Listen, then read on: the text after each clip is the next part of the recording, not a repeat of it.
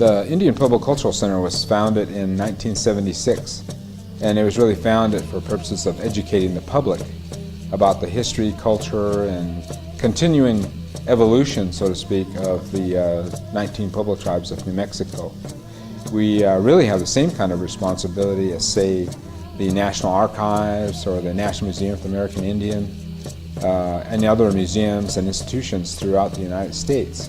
So it's important for us, almost in a default position, to make sure that we care for and preserve all the various forms of our history over the past 100 years.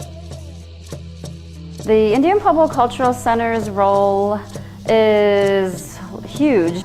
It's a very important thing to understand the process for accepting donations, or if we really want to go out and pursue particular purchases of items, then our role here is to know that A, we have the space to accommodate all of these things, and B, that we have the proper space to store them safely and properly. And so these are really important key things for us to consider when acquiring or accepting donations.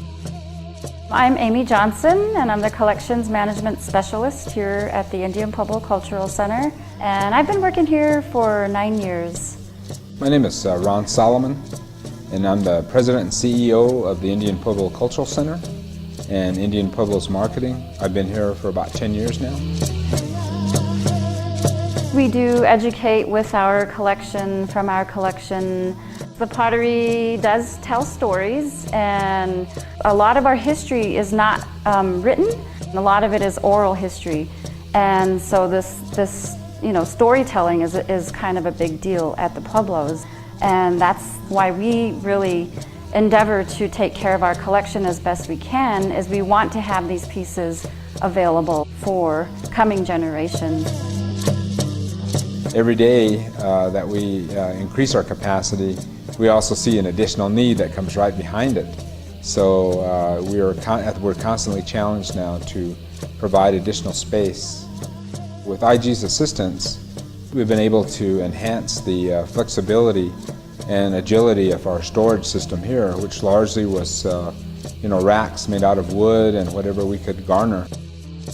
Access was a really big issue, and visibility. We had a real big problem to get to the items in the back, all the objects in the back. You'd have to remove the pieces in front. So that caused a lot of unnecessary handling of pieces that we weren't actually going to be using.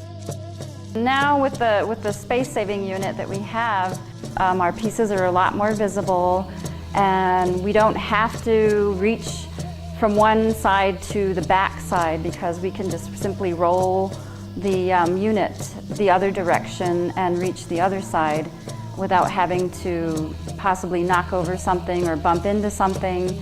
And so access has improved immensely for us.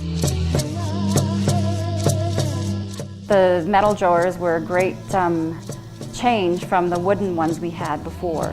And again, visibility, being able to see what is there once we open the units individually and let the light in, and we can see really from one unit to the next.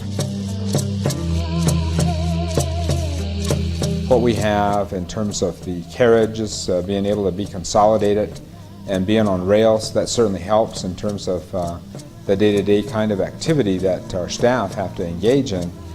And anytime you do that, you put people at risk. You also then put the artifacts at risk too. So the kind of carriages that we have now have brought a very, very welcome dimension now to our storage capacity. What helped us was all the options offered as far as the depth of the shelves. So we have everywhere from 18-inch deep shelves to 20, 24-inch deep shelves. We had a very unusually shaped building.